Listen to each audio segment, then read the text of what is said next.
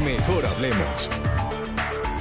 Los que más usufructuaron del nombre de Luis Carlos Galán para presentarse ante la gente en Colombia como los abanderados de las ideas de Luis Carlos Galán, los herederos de ese legado que iban a promoverlo, son los que hoy están bloqueando directamente la posibilidad que el nuevo liberalismo pueda surgir. ¿De qué manera específicamente cada uno de ellos lo ha bloqueado? ¿Qué sabe usted, qué información tiene como para poder decir eso a ciencia cierta y no, digamos, como una conclusión que suena lógica, que es, estos son cabezas de unos partidos, no quieren tener un partido nuevo que les haga competencia? Pues, primero por las votaciones que ha habido en el Consejo Nacional Electoral, porque han buscado pretextos distintos en cada negativa, o sea, no ha sido el mismo motivo en las tres negativas, sino tres motivos diferentes en cada negativa, y han sido bastante creativos, hay que reconocerlo, en buscar unos pretextos para negarlo. Por ejemplo, en la última, desconocen totalmente las sentencias de la Corte Suprema de Justicia condenatorias de Alberto Santofimio y de Maza Márquez, donde la Corte en esas sentencias describe cómo fue el exterminio del movimiento. El exterminio no se puede comparar con el de Unión Patriótica, porque la Unión Patriótica fueron 3.000 y hay hasta un fallo de la Comisión Interamericana de Derechos Humanos. Entonces no se pueden comparar. Y Noboa, digamos que no es un político quemado, es un abogado, es un magistrado. Entonces, ¿qué responde a eso? Bueno, primero, sí hubo un exterminio y la prueba de eso es que fueron declarados de lesa humanidad los crímenes del nuevo liberalismo.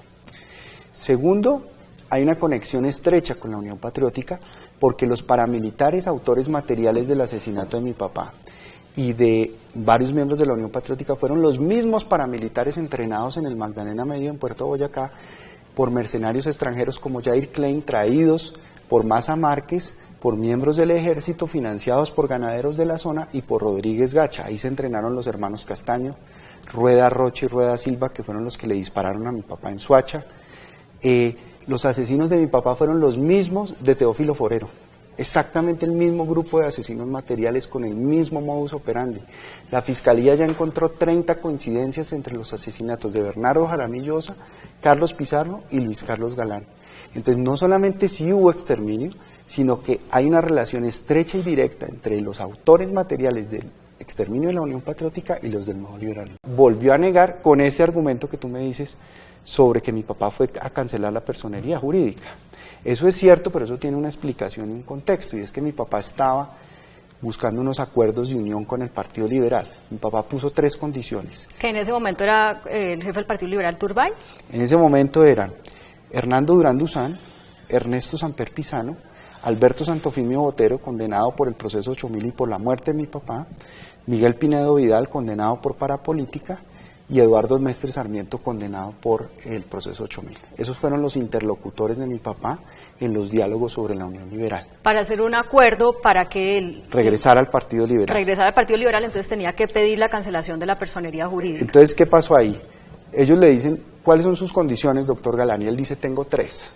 Una, un proyecto de reforma constitucional donde quede plasmada la visión del nuevo liberalismo de un nuevo país en la Constitución. 2, una agenda de proyectos para la agenda legislativa del gobierno Barco que estaba terminando en ese momento. Y 3, una consulta popular para escoger el candidato presidencial. Ustedes no me van a someter a la convención liberal de caciques y gamonales, donde ustedes dicen a dedo quién tiene derecho y quién no a escoger. Que sea el pueblo y la gente en las urnas la que diga. Ellos dijeron, perfecto, doctor Galán, le aceptamos sus condiciones, pero le tenemos una sola condición a usted.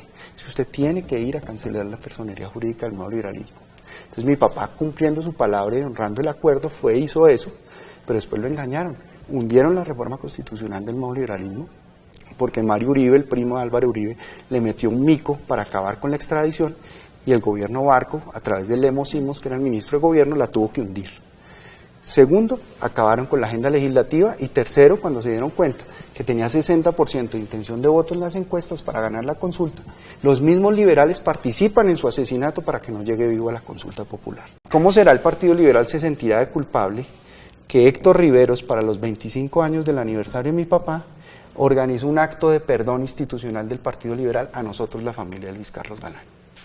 Y eso está documentado y se realizó el acto. Pero de perdón por tener autoridad intelectual en el por sentir responsabilidad política. O por falta de protección, porque una cosa es una cosa y otra es otra, ¿no? Habría que preguntarle a Héctor Riveros y todo, pero Héctor Riveros organizó ese acto para en nombre del Partido Liberal, pedirnos perdón a la familia Galán por el asesinato de Luis Carlos. ¿El Partido Liberal en ese momento estaba aliado con el narcotráfico? Pues después, lo que se supo del proceso 8000, varios parlamentarios relacionados con el cartel de Cali y con el cartel de Medellín, pues había algunos como Alberto Santofimio que tenían nexos, que recibían apoyo, financiación, que asesoraban a los narcotraficantes, y también pues los que terminaron vinculados con la parapolítica, que emigraron del Partido Liberal hacia otros partidos y que hoy están condenados por nexos con los paramilitares que surgieron en esa época fruto de la financiación y el apoyo al narcotráfico. Pues en política dicen que la manera más rápida y segura de hacer un enemigo es hacerle un favor. Y yo creo que él no me perdona haberlo hecho presidente de la República. Tal vez no me perdona eso, tal vez fue una afrenta demasiado terrible que sufrió de haber llegado a la presidencia de esa manera. Pero lo que sí fue ya la tapa, digamos, es como después de la primera vuelta y los 400.000 votos del candidato liberal Humberto de la Calle Lombana, Gaviria se va y apoya en segunda vuelta a Iván Duque, al candidato uribista, que todas sus propuestas eran diametralmente opuestas al Partido Liberal.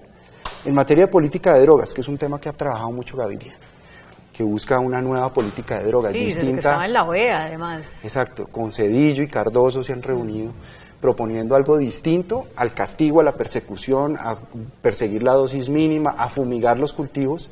Y el doctor Iván Duque, que proponía precisamente volver a ese viejo libreto de la prohibición, entonces vamos a estar de acuerdo con él. Y César Gaviria diciendo que sus diferencias con Uribe ya eran cosas del pasado. Cuando estuvimos en la oposición entre el 2006 y el 2010, nos intervino, nos hizo seguimientos con el DAS, o sea, a muerte fue la persecución contra el Partido Liberal. ¿Usted por qué cree que Gaviria tomó esa postura?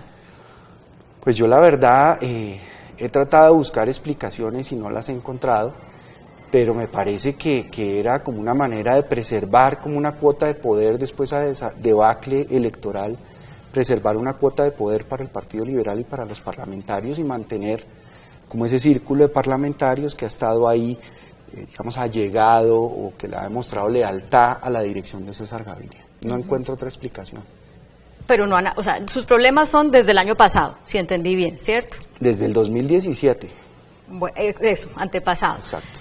Antes, doctor Gaviria... Pues antes Juan Manuelcito, todo bien. Antes todos respetábamos a César Gaviria. Pensábamos que César Gaviria era una persona que mantenía una coherencia ideológica de las posturas del Partido Liberal frente a algunos temas liberales. Por eso es que yo también me atreví a proponer la legalización de la marihuana medicinal, en concordancia con lo que Gaviria también venía proponiendo a nivel latinoamericano de un cambio de política.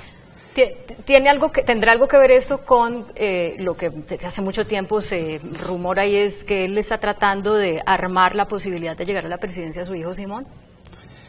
Pues no sé, porque pues también ha habido unos cuestionamientos que están por aclararse en temas como Odebrecht y la posible relación que se haya tenido con Odebrecht en la campaña del 2014, que el doctor Simón Gaviria era el presidente del partido. ¿Qué pasó con la financiación de la campaña? ¿Cómo fueron esos dineros que trajo de Odebrecht el Partido Liberal? ¿A dónde llegaron esos dineros? Todo eso, hay preguntas interrogantes que no se han aclarado sobre ese tema. ¿Usted hoy le dicen César Gaviria y qué siente? ¿O qué palabras se le viene a la cabeza? Pues un sentimiento de decepción porque César Gaviria, por ejemplo, salió de la presidencia de la República con mucho prestigio, más del 60% de favorabilidad, se fue para la OEA, en la OEA también lo respetaban, pero de tiempo para acá, no sé por qué, la manera como él está actuando en política, se niega ya a permitir que haya una renovación en el partido, que surjan nuevos liderazgos, y está imponiendo una verdadera dictadura del aval en el Partido Liberal. El que no se someta estrictamente a lo que César Gaviria quiere, olvídese que no tiene aval para las elecciones regionales, para las elecciones al Congreso. Pues un partido así no puede traer a gente nueva, a gente fresca, a gente que quiera surgir. Con el congresista Rodrigo Lara, y la gente se sorprende mucho pues porque pues vienen como de hogares similares en el sentido de que los padres de ambos trabajaron por la renovación de la política en este país del mismo lado ideológico. Y ellos le dicen, él le dice a ustedes, no tengo yo 40.000 millones de pesos en contratos, etcétera, etcétera. ¿Cuál es la realidad de toda esa Pues a mí pelea? me sorprendió mucho porque realmente con Rodrigo hubo una buena relación en el Senado. Él, por ejemplo, respaldó cuando era representante de la Cámara, de la Comisión Primera, el proyecto que yo presenté de regular medicinalmente la marihuana. Estuvo muy a favor y sus discursos, sus intervenciones realmente fueron muy importantes para que el proyecto avanzara y saliera adelante. Y ahora pues salir a presentarse como el vocero de las calumnias de Gustavo Rugeles, el portavoz de Gustavo Rugeles, y lo que Gustavo Rugeles ha dicho para calumniarnos, para insinuar que nosotros nos hemos beneficiado o en lo personal o en lo político de la Corporación Escuela Galán, que además es una entidad pública, presidida su junta por el Ministerio de Educación.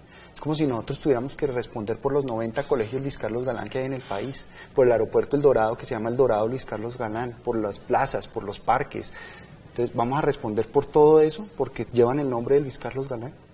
¿Cómo van a hacer para no hacer el oso? Se lo pregunto coloquialmente, pero con respeto. Pues nosotros hemos construido ya una carrera política, tanto mi hermano como yo. Yo me he fogueado en 3 elecciones nacionales al Senado, en lista preferente, no en lista cerrada yendo así cruzado de brazos, remolcado por una figura como Uribe en el Centro Democrático, sino luchando los votos en una lista abierta con voto preferente, y salí elegido 3 veces al Senado con las más altas votaciones dentro del Partido Liberal.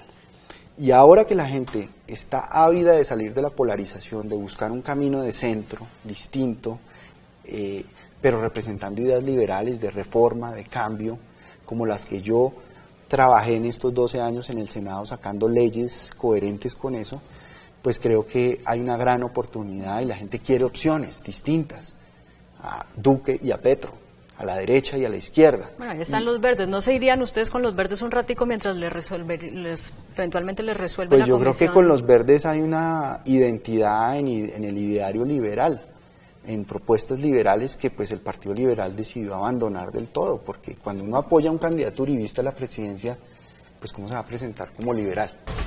Mejor hablemos.